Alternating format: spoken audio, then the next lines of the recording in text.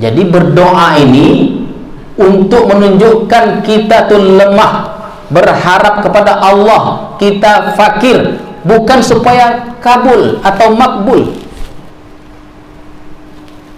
Bukan itu tujuan doa. Tujuan doa untuk menunjukkan kita lemah, bukan supaya makbul. Allahu Allahu Allahu Allah Allahu Allahu Allahu Allah Allahu Allahu Allahu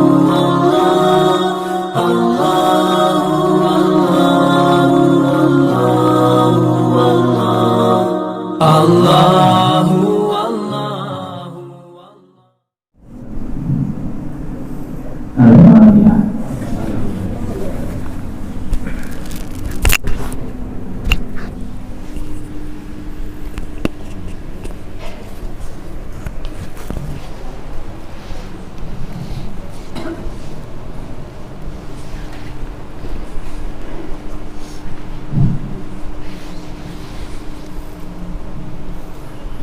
Bismillahirrahmanirrahim.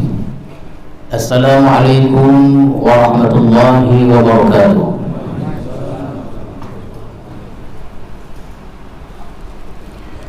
Alhamdulillahilladzi akramana bil ilmi wal hikmah wa wa'adana bir rahmati wal maghfirah. Asyhadu an la ilaha illallah wahdahu la syarika lah wa asyhadu anna sayyidana Muhammadan abduhu wa rasuluhu sahibur raqfah.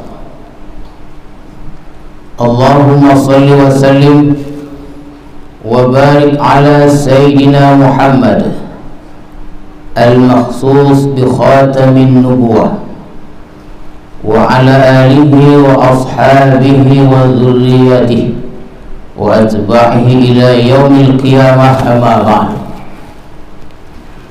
Tuan-tuan, para khalifah, hadirin hadirat serta para tetamu sekalian, alhamdulillah, marilah kita bersyukur kepada Allah yang telah melimpahkan rahmat dan kurnianya kepada kita semua, sehingga pada malam hari ini kita dapat melaksanakan salat maghrib berjemaah di madrasah ini.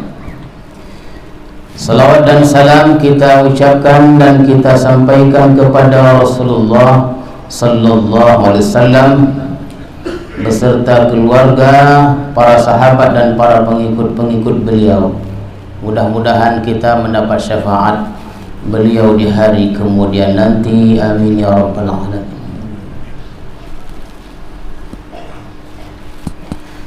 Al-hikmatul ula wal ashrun min al-hikam al-'ataiyah. Qala al-imam al-'arif billah Ahmad ibn Athaillah Sakandari rahimahullah wa nafa'ana bi'ulumi. Maka pada hikmah yang ke-21 dari hikam al-'ataiyah ini telah berkata Al-'Arif billah Ahmad ibn Athaillah rahimahullah wa nafa'ana bi'ulumi. Kata beliau, talabuka minhu ittihamun lah wa talabuka lahu ghaibatun minka anhu wa talabuka li ghairihi li qillati haya'ik minhu wa talabuka min ghairihi li wujudi ba'dika anhu.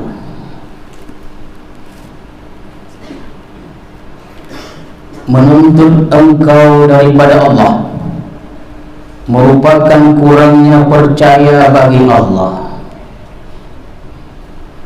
dan menuntut engkau bagi Allah merupakan ketidakhadiran engkau terhadap Allah, dan menuntut engkau bagi selain Allah karena kurangnya malu engkau dari Allah dan menuntut engkau dari selain Allah karena adanya jauh engkau daripada Allah. Itulah di antara terjemahannya. Jadi hadirin sekalian, ada 4 bagian dalam hikmah ini. Ada 4 bagian. Yang pertama, memintanya engkau wahai orang yang ahli ibadah.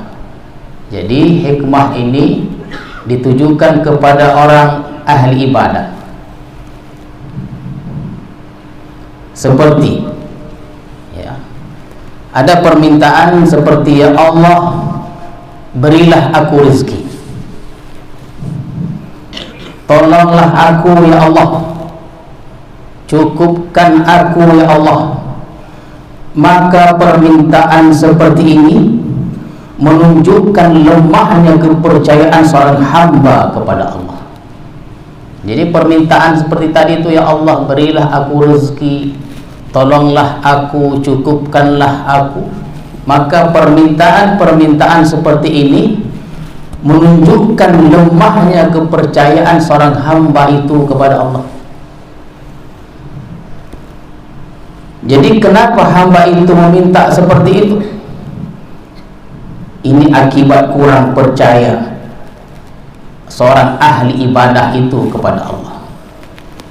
Kenapa? Karena Allah sudah menjanjikan kepada kita semua tentang rezeki. Allah sudah tetapkan rezeki kepada setiap hamba. Allah berjanji menyukupkan rezeki kepada hamba.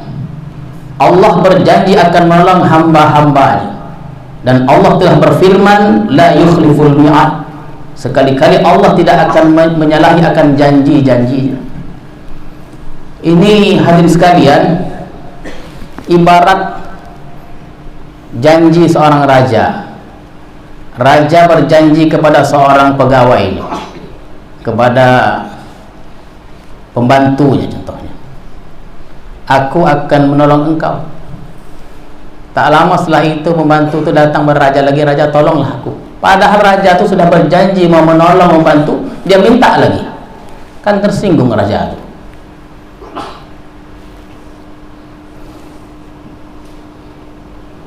Nabi Ibrahim alaihissalam ketika akan dicampakkan ke kobaran api oleh Raja Namrud, Nabi Ibrahim tidak meminta. Bahkan ada dalam satu riwayat mengatakan, datang malaikat itu ke hadapan Ibrahim, perintahkan kepadaku untuk aku menolong engkau. Aku tidak memerlukan engkau, kata Nabi Ibrahim. Dan Nabi Ibrahim tidak takut sedikit pun, tidak gentar sedikit pun. Dan Nabi Ibrahim tidak meminta kepada Allah, ya Allah tolonglah aku. Tak ada. Padahal api sudah ada di hadapan Nabi Ibrahim. Nabi Ibrahim boleh saja atau bisa saja meminta tolong kepada Allah, tapi Nabi Ibrahim tidak meminta pertolongan kepada Allah. Lalu apa yang dibuat Nabi Ibrahim? Beliau hanya membaca hasbiyallah wa ni'mal wakil. Itu aja.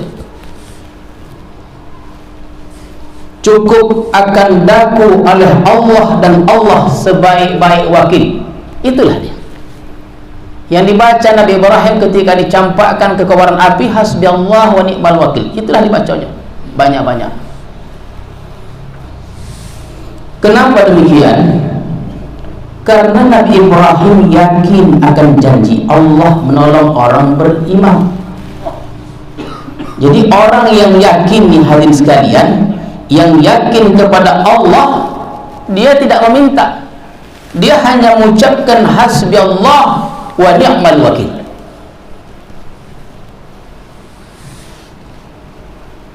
Kalau kita tuh entahnya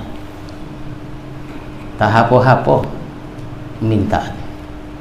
Nabi Ibrahim tidak meminta, hanya mengucapkan hasbiyallah wa ni'mal wakil, dibacanya banyak-banyak. Maka tersebutlah dalam sebuah hadis qudsi, man syaghalahu dzikri an mas'alati a'taituhu afdhala ma u'tiyas sa'ilin. Barang siapa yang disibukkan berzikir sehingga dia tidak sempat meminta kepadaku, sibuk dia berzikir sehingga tidak sempat meminta bantuan kepada Allah Subhanahu wa ta'ala, maka aku, kata Allah, beri dia lebih afdal daripada yang aku beri kepada orang yang meminta kepadaku.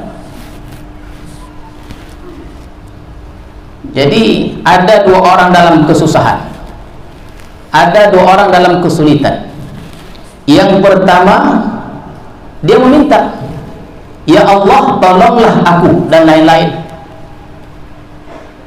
Orang kedua yang susah nih, dia tidak meminta, dia hanya membaca hasbiyallah wa ni'mal wakil, atau dia membaca subhanallah atau Allahu akbar. Maka kata Allah memberi kepada orang yang berzikir itu lebih banyak dari yang meminta itu. Maka sebagian ulama berkata, berzikir bukan meminta. Ya, berzikir bukan meminta. Itu bagian yang pertama. Jadi meminta seperti yang dicontohkan itu tak elok katanya. Tapi nanti kita simpulkan, hadirin sekalian.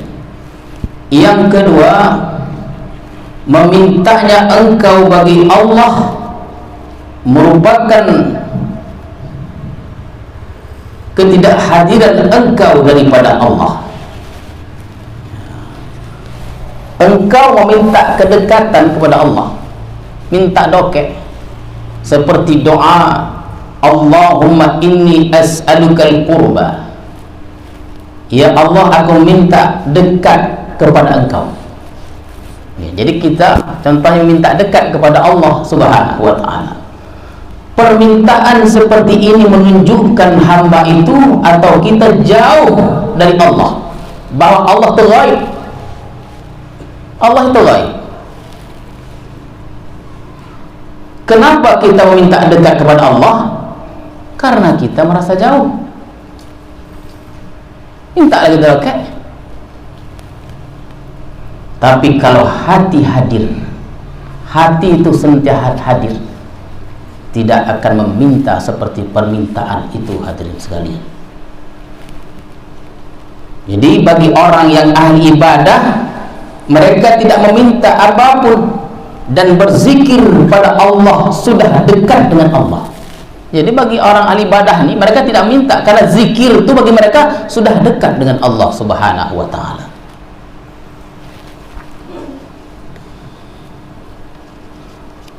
Yang ketiga, memintanya engkau daripada Allah, bahwa agar makhluk berhadap kepada engkau. Minta supaya manusia ini sayang kepada kita. Ya Allah, jadikanlah orang kampung ini sayang kepadaku, hormat kepadaku, cinta padaku, tunduk kepadaku. Kalau ada permintaan seperti itu, hadirin sekalian, menunjukkan sikitnya malu seorang hamba itu kepada Allah,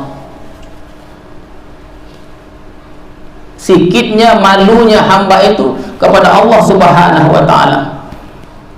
Doa ini juga menunjukkan jahatnya adab kita kepada Allah Subhanahu wa ta'ala.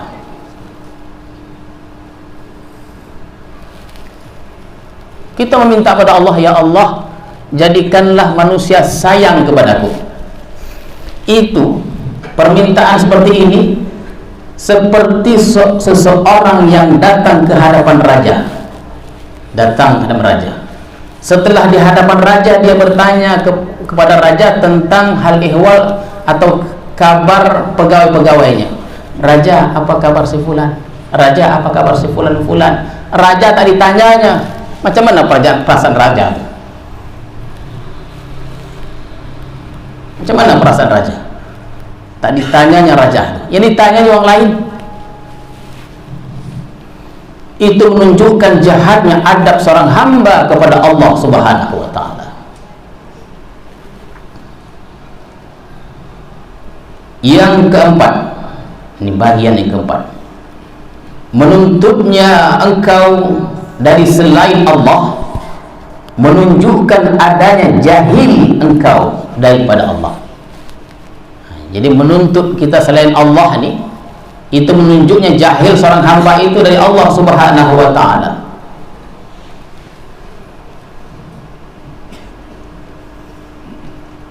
Yaitu minta pertolongan, meminta pertolongan kepada selain Allah atau mencari ketentraman hati kepada selain Allah.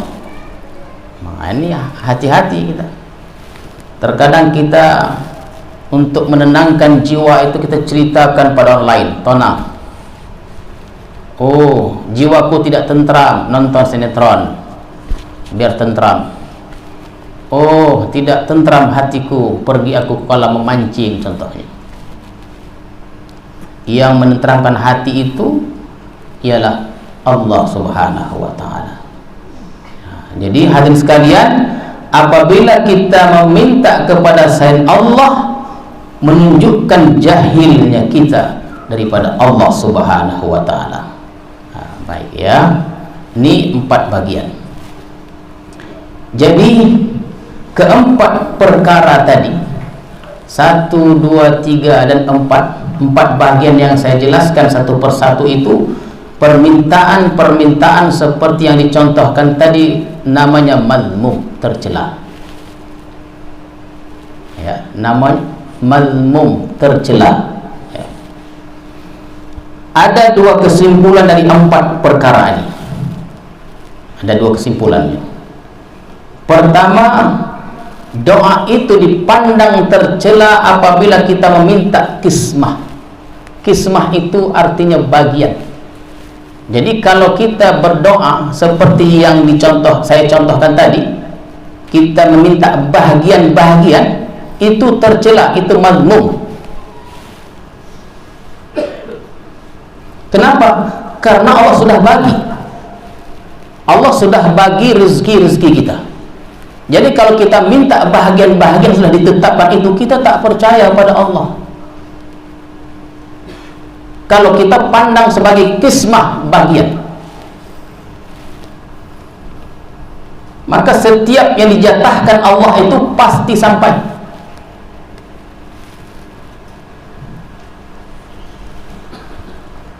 Kalau Allah hendak memberikan rezeki yang besar kepada seorang hamba pada hari ini, pada tarikh ini, pada tanggal ini, jam sekian, maka itu akan tidak boleh dirubah hadirin dan hadirat sekalian. Karena itu sudah jatah. Bagian, setiap bagian hamba sudah ditetapkan Allah Subhanahu wa ta'ala. Jadi kalau kita minta bahagian-bahagian itu yang Allah sudah tetapkan, dan Allah tidak akan mungkiri akan janjinya, kita tidak percaya pada Allah. Dan ini tercela. Namun, ini dia yang pentingnya. Adapun berdoa yang saya keempat bagian tadi, termasuk ya Allah berilah rezeki tadi, adapun berdoa bertujuan ubudiyah, bukan kismah, bukan meminta kismah atau bagian, tapi tujuan berdoa itu ubudiyah, penghambaan, ya, kehambaan. Kemudian untuk menampakkan kefakiran kita kepada Allah Subhanahu wa ta'ala, dan kita merintih. Jadi berdoa demikian untuk menampakkan kefakiran, untuk menampakkan betapa bergantungnya kita kepada Allah Subhanahu wa ta'ala. Ini diperintah. Doa seperti ini diperintah. Dan kita sekali-kali jangan merasa doa kita tuh kabul, jangan. Kalau orang meminta sesuatu kepada kita dikabulkan oleh Allah, bukan karena doa itu, karena takdir sudah mendahului doa. Jauh sebelum berdoa, contohnya, ya Allah sembuhkanlah si fulan bin fulan, sembuh nih. Jauh sebelum kita berdoa, takdir Allah sudah mendahului doa kita itu, minta kita itu. Jadi jangan merasa doa kita tuh kabul.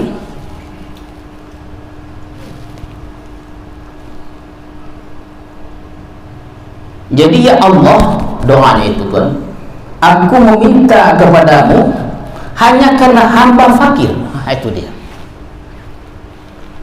Karena hamba fakir dan menjunjung tinggi perintahmu ya Allah, ud'uni, berdoalah kepadaku. Jadi kita berdoa kepada Allah ini hadirin sekalian sebenarnya untuk menjunjung tinggi perintah Allah supaya kita berdoa. Bukan kismah bahagian, bukan bahagian, tapi menunjukkan kehambaan kita kepada Allah, kelemahan kita kepada Allah, betapanya besarnya harapan kita kepada Allah. Itulah doa.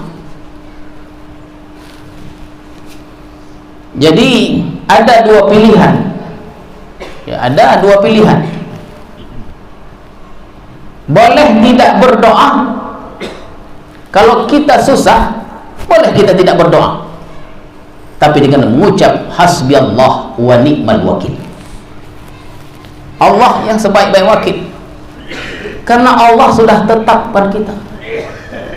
Kalau esok Allah tetapkan kita sakit, esok Allah tetapkan kita sakit, 1 juta orang mendoakan kita supaya sembuh, kita tetap sakit.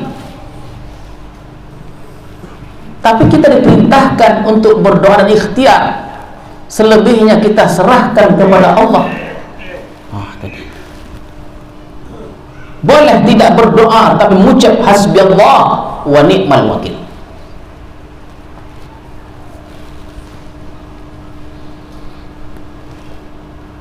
Dan boleh yang kedua berdoa tapi bukan bertujuan mencari bahagian. Itu dia. Bukan meminta bahagian-bahagian itu, ya Allah berilah aku rezeki. Jadi bukan bahagian yang kita minta itu, tapi semata-mata menampakkan kefakiran kita kepada Allah. Itu boleh. Kalau kita minta bahagian, itu menandakan kita tidak percaya kepada Allah, yang mana Allah sudah tetapkan rezeki kita, ya. Jadi hadirin sekalian, sebagaimana kita ketahui bahwa Allah sudah tetapkan rezeki kita nih, sudah tetapkan. Kayakah kita, miskinkah kita, bahagia, susah, Allah sudah tetapkan. Jadi kalau kita meminta, bukan bahagiannya, yang kita minta itu untuk menunjukkan bahwa kita tuh fakir, lemah, tak ada artinya di hadapan Allah Subhanahu wa ta'ala.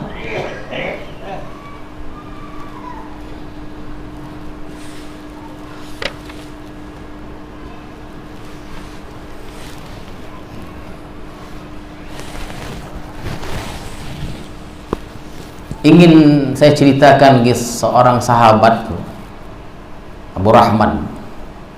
Beliau itu memang ditakdirkan orang kaya.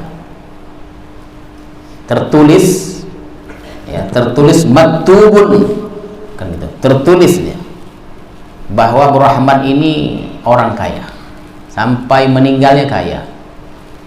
Jadi kata Rasulullah, ini yang dahulu masuk surga itu adalah orang miskin, orang kaya belakangan. Kenapa orang miskin itu lebih dahulu masuk surga? Karena tidak banyak pertanyaannya. Apa yang ditanya? Harta tak ada, almari kupak, gitu contohnya lah. Apa yang ditanya? Lemari kupak, berpuluh tahun itu aja lemarinya. Tapi kalau orang kaya tadi, di rumah ada 10 lemari, ada meja ini, ada meja itu, ada baju ini, baju itu. Itu ditanya dari mana itu. Jadi diproses satu persatu sehingga tak habis-habis pertanyaan itu, karena banyaknya harta. Tapi orang miskin ini apa yang nak ditanya? Tak ada. Masuk surga. Sudah habis dah pertanyaan, selesai. Ini dia. Makanya Syekh Abdul Rahman dia meninggal, apa yang ditinggalkan dia? Buku dan lain-lain yang bermanfaat. Harta tak ada. Itu oleh karena itu orang miskin duluan masuk surga, karena tak banyak prosesnya. Mendengar itu, Abu Rahman ingin menjadi orang miskin supaya lebih dulu masuk surga. Macam mana caranya? Maka dibelinya lah kurma-kurma busuk. Harga kurma busuk itu lebih tinggi dari harga kurma yang elok. Untuk ingin menjadi miskin tuh, ada di antara kita ingin miskin. Semua ingin kaya. Dia belinya lah. Habislah harta tadi membeli kurma busuk. Jadi kalau membeli kurma busuk kan dibuang lah mungkin tuh. Tapi tidak berapa lama kemudian datang utusan Raja Yaman memerlukan kurma busuk. Maka dibelilah kurma busuk lebih tinggi harga yang dibeli oleh Abu Rahman. Jadi Abu Rahman ingin menjadi orang miskin, tapi dalam takdir Allah Abu Rahman itu kaya. Jadi kalau kita berhari-hari minta kaya, dalam takdir Allah kita miskin, doa itu tak akan mampu mengalahkan takdir Allah. Tak akan mampu. Tak akan dia mampu menembus pagar-pagar takdir. Sawabiqul himam la takhriqu aswar aqdar. Kemauan yang tinggi, cita-cita yang tinggi, doa yang hebat tidak akan mampu menembus pagar-pagar takdir Allah Subhanahu wa ta'ala. Tapi terkadang waktu kita berdoa, ya Allah, luaskan rezekiku, tenang, hasil belum tentu. Seakan-akan datang, belum tentu. Karena Allah sudah tetapkan rezeki kita itu. Kalaupun kita berdoa seperti itu, bukan meminta kismah bahagia, tapi semata-mata untuk menunjukkan kehambaan kita, kefakiran kita kepada Allah Subhanahu wa ta'ala. Tadi kita sudah contohkan Nabi Ibrahim tidak meminta. Tidakkah kita ingat ketika Nabi Ayub sakit yang luar biasa, disingkirkan dari kampung halamannya, dan anak-anaknya pun pergi. Satu orang mengatakan anak-anaknya meninggal semuanya, harta bendanya habis, tinggallah sebatang kara. Bahkan dia tidak mau menegur istrinya. Itu Nabi Ayub, sakit yang luar biasa. Kalau Nabi Ayub meminta kepada Allah tentang kesembuhan, Allah akan sembuhkan Nabi Ayub. Tapi Nabi Ayub tidak pernah meminta, ya Allah tolonglah aku, ya Allah sembuhkan aku. Tidak. Qad massaniya dzurru wa anta arhamur rahimin. Itulah firman Allah. Aku sudah diuji ya Allah dengan sakit ini, Engkau Maha Pengasih. Itu dia cakap. Kalau kita, ini litak dah Allah. Litak dah. Seminggu bagi kepala litak. Jadi kalau kajian sufi, apabila kita sakit, itu sesungguhnya Allah suka kita sakit. Makanya ada hamba-hamba Allah bila diuji dengan sakit tidak minta kesembuhan, bahkan dia menikmati sakitnya itu. Kenapa? Karena Allah suka dia sakit.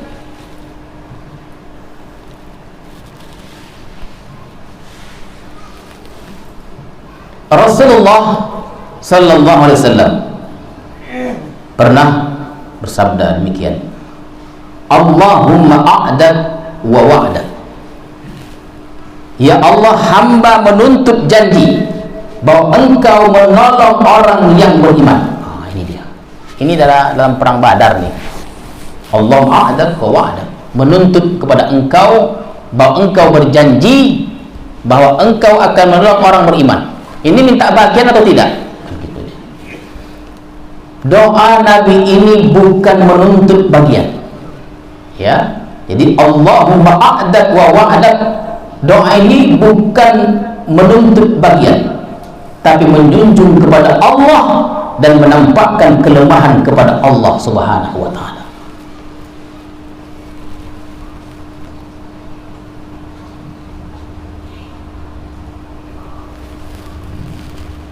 Saya ingin ulang lagi cerita tentang seorang hamba beribadah 60 tahun. Dalam sebuah doanya hamba tadi berdoa begini, ya Allah, dulu aku pernah meminta sesuatu kepadamu, tapi sampai sekarang ini doa yang kumintakan itu nampaknya belum ada hasilnya. Udah lama dia meminta. Ini orang yang taat. Dulu sekian tahun yang lalu pernah meminta kepada Allah, tapi kata hamba tadi, permintaan itu ya Allah belum ada hasilnya. Maka tahulah aku betapa lemahnya diriku, betapa fakirnya aku di hadapan-Mu ya Allah. Itu kata hamba tadi. Dia minta sesuatu, sekian tahun belum ada hasilnya. Berdoa lagi dia, mengakui akan kelemahannya, mengakui pengharapannya kepada Allah.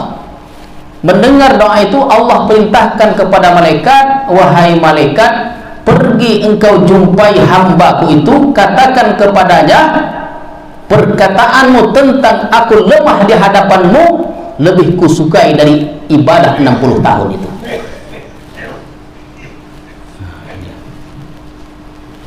Jadi kita tunjukkan kefakiran kita kepada Allah. Perkataan lemah aku di hadapanmu lebih kusukai, lebih kucintai dari ibadahmu 60 tahun.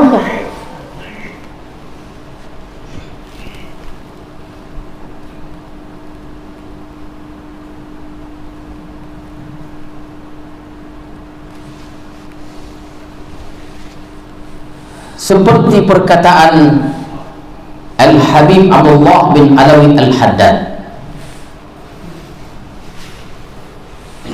Ini syair dan dilagukan nih. Tapi tak boleh dinosah. Ya ini dia. Tak boleh. Ngama banget nih. Qad kafani ilmu rabbi min su'ali wa ikhtiyari fadu'ai wa ibtihali musyahidun li wa iftiqari. Ini kata Habib Allah bin Alawi Al-Haddad.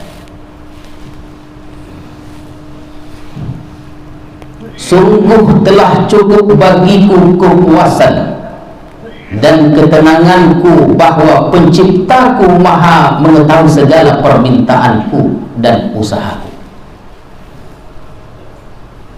Maka doa-doa dan jeritan hatiku sebagai saksiku atas kefakiranku di hadapan keagunganmu ya Allah.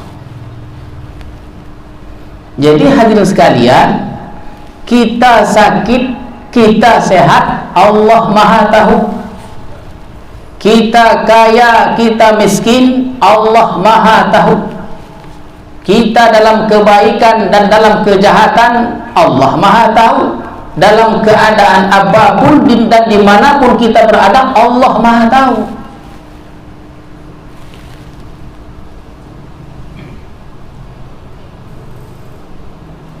Jadi kalau aku tidak meminta dan tidak berdoa, Engkau maha tahu.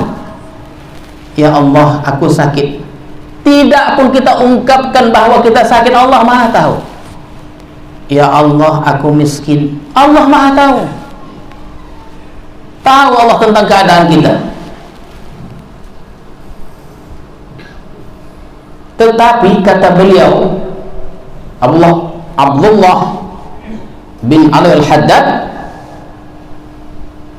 adapun aku berdoa, ini dia. Adapun kalau aku berdoa, aku merintih kepadamu, maka ini sebagai saksi kefakiranku, bukti kelemahanku yang perlu kepada Allah. Itulah dia. Jadi berdoa tidak berdoa kita, Allah maha tahu. Tapi apabila aku berdoa, kata beliau, aku merintih akan sesuatu, minta kepadamu akan sesuatu, itu untuk menunjukkan bahwa aku lemah di hadapanmu.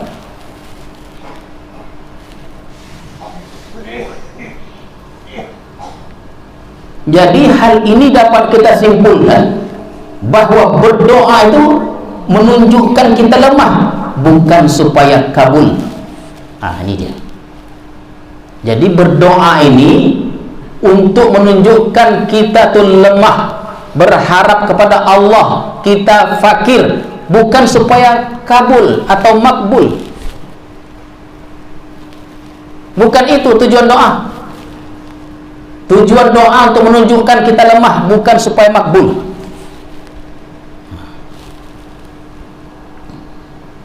Tidak dikabulkannya doa tidak jadi masalah. Dengarkan baik-baik. Tidak dikabulkannya doa tidak jadi masalah, karena aku berdoa bukan mencari jatah kepada Allah, tapi aku berdoa untuk memperlihatkan atau menjunjung tinggi perintah Allah. Begitu dia hadirin sekalian. Jadi kita berdoa nih bukan supaya kabul, makbul. Kita berdoa ini untuk menunjukkan atau untuk menjunjung tinggi perintah Allah Subhanahu wa ta'ala.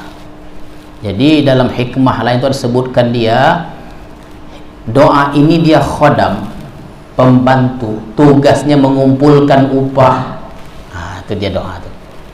Jadi doa ini tugasnya mengumpulkan upah. Semakin banyak kita berdoa, semakin banyak upah yang kita kumpulkan, upah kebaikan-kebaikan.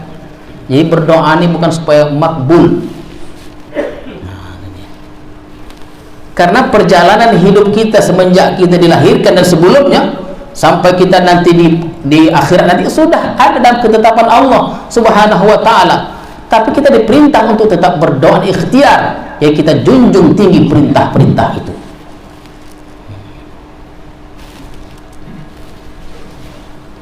Kesimpulannya, meminta pertolongan kepada selain Allah tercela apabila dia lupa kepada Allah. Tercela. Kita datang kepada orang, datang kepada dokter, minta pertolongannya kepada Allah, bukan pada dokter. Datang kita ke dokter, dokter itu sebab saja. Itulah ikhtiar. Datang kepada dokter, minta kesembuhannya itu bukan kepada dokter, minta kesembuhan kepada Allah. Berurusan kita dengan seseorang perihal rezeki kita, datang kita pada orang itu karena jaringannya elok, jaringannya luas. Datang kita minta tolong kepada seorang tentang rezeki. Rezeki yang kita minta itu bukan kepada orang itu, tapi kepada Allah Subhanahu wa ta'ala. Dokter, orang tadi itu hanya sekedar sebab saja, dan sebab tidak membawa kesan hadirin dan hadirat sekalian. Itulah dia ya. Dia kalau sudah hidup lampu nih hilang pokoknya. Yalah. Mudah-mudahan kita tetap berdoa, dan dalam kita berdoa menjunjung tinggi perintah Allah Subhanahu wa ta'ala. Tugas kita doa dan ikhtiar, selebihnya kita serahkan kepada Allah Subhanahu wa ta'ala. A'udzubillahi minasyaitonir rajim. Bismillahirrahmanirrahim. Allahumma zidna ilma warzuqna fahma walhiqna bis-shalihin. Allahumma ja'al jam'ana hadha jam'an marhuma wa tafarruqana min ba'di tafarruqan ma'suma walhamdulillahi rabbil alamin. Assalamualaikum warahmatullahi wabarakatuh.